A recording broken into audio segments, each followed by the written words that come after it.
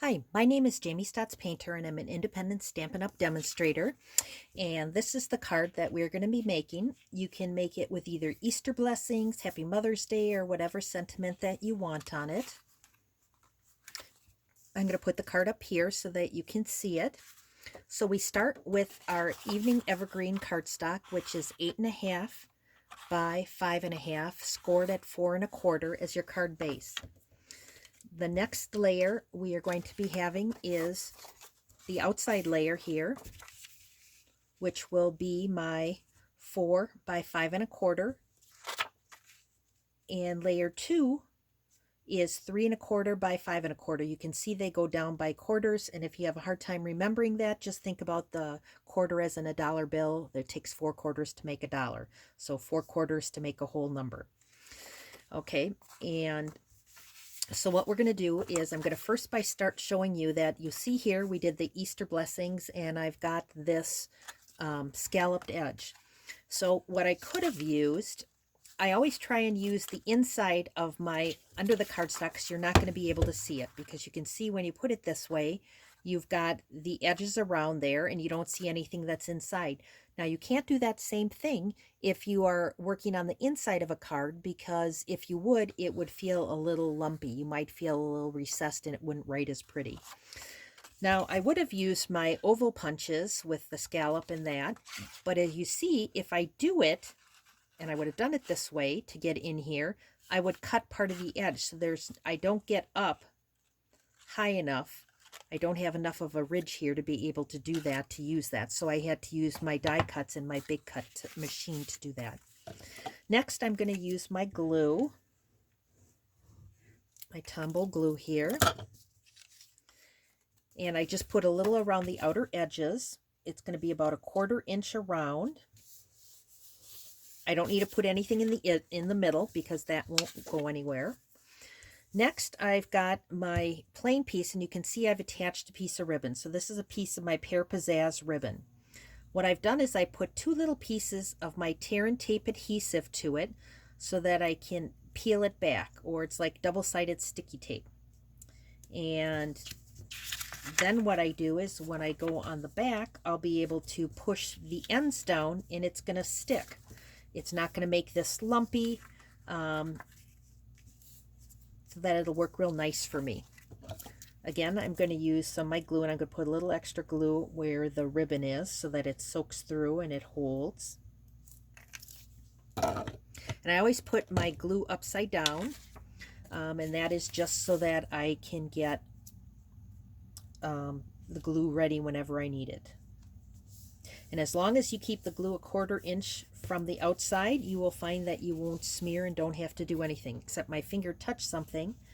So now I'm going to use my little adhesive eraser here, or what you could use is a normal pencil eraser. You just have to watch out when you use these pink ones that you do not, that you test it out on the paper first, so that you don't end up putting pink marks on it.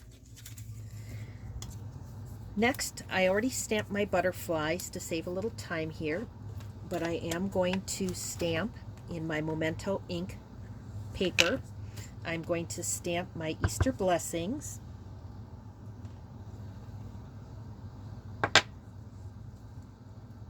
Oh, I must have taken a smaller sheet here, but it worked. And then I'm going to put a little glue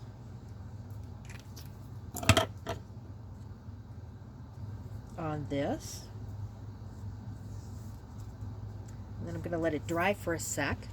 And while it's doing that, I'm going to use my Stampin' Blends. So I'm going to start by coloring this with my dark Coastal Cabana and light Coastal Cabana. And on one side it says the name, the other side it shows you the tip. And I only need the thin tip to color here. And so I'm going to color all the ones that I want stamped in Coastal Cabana first. And I already did the inside card stamping that piece, so I'm going to color that as well, just so I don't have to bring this piece back.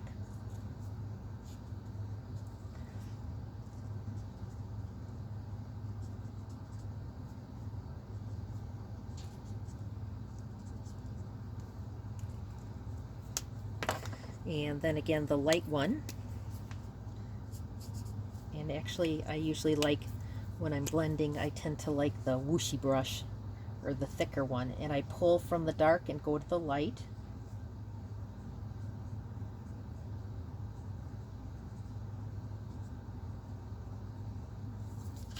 Okay, and then I'll do the same here. Here I'm not as concerned if I get over the line since I'm going to be cutting it out, so I can go a little faster. There we go. Okay, so now what I'm going to use is my paper snips here, and I'm going to quickly cut out this, and you can see why I went around that. You're not going to notice that I colored outside the lines here.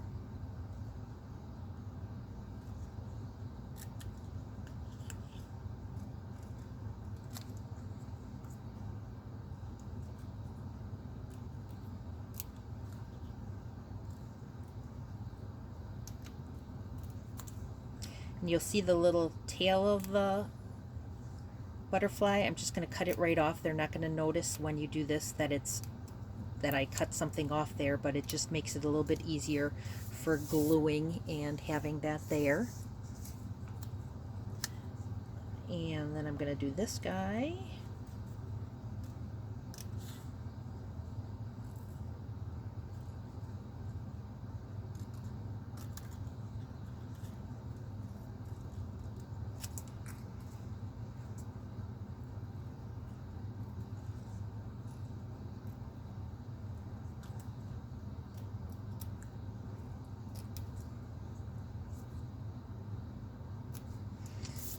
Okay, and then I'm going to flip them over. I'm going to use part of my Stampin' Dimensionals, and because of how tiny a space it is there, I'm not going to put it on each one of the four. I'm just going to put it in the middle. I'm just going to take a dimensional and I'm going to cut it in half, and then put half across the middle of this one and half across the middle of this one. And while I'm using the dimensionals, I'm going to be putting one on the top and bottom, or I should say two, on either sides of the top and bottoms of this, because then what I'm going to do with my sentiment is I'm going to put it over the ribbon, so you can see I left enough space here over the ribbon. That way it makes it not as thick as when you are sending it through the mail. One thing that I do when I'm sending things through the mail, if it does have dimensionals or something of that nature on it, is I will use an extra sheet of cardstock, and not cardstock, but background paper. So what I use for that is I tend to use things like this, or this, the back of paper, and then I'll mail it like this, and I'll flip the card over, because sometimes they just feel the top part and not the bottom, but depending, by having this on here, or maybe having two of these on here, depending on how thick it is, will help you so that they can't feel it. The only way you would get charged extra for postage is if they can feel that it's not even. So by putting that extra sheet of paper on there that's a little thicker, they cannot tell it. By flipping it upside down, if they're just going like this to feel the top, they're not going to feel it. Next is the inside, and this one I used 3 3/4 by 5, so I went a little bit more inside of this.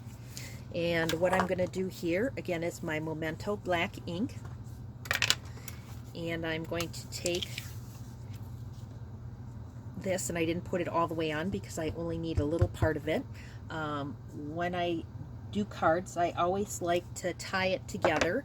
So this ties the front and the back of my card, or the front and the inside of my card together by having like a butterfly and the little daffodil here.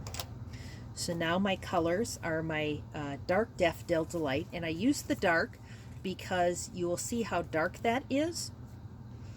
Oops, let's see here, and I want my big one. Okay, so I use the dark of the brush,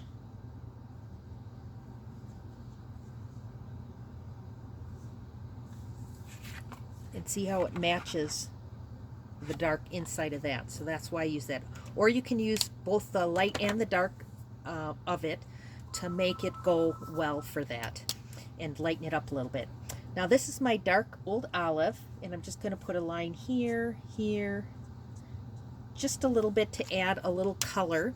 And then I'm going to take my light old olive with not the brush side but the pointer side, so that I have a better way of coloring it in. And then I'm just pulling some of the light to make just a little bit here to look a little different and get that dark and light images in it.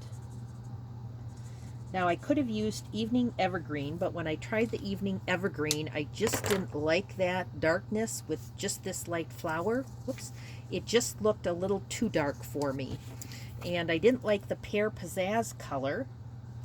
And you can see how this goes through, which is why you always want to make sure that you have, whenever you color something, it's on the back and that it's not on the back of the cardstock. So I would never color on this specifically if this was white, because then you'd have this big old patch back here where you would see through that and you wouldn't like that.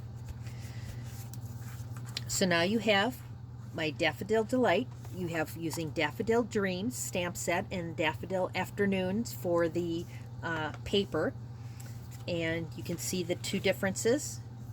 I used a smaller circle on this one and a bigger one on that one to see what you like. But these are my Easter Blessings cards that I'll be sending out. If you have any questions, I can be reached at badgermomstamps@gmail.com. Have a wonderful day.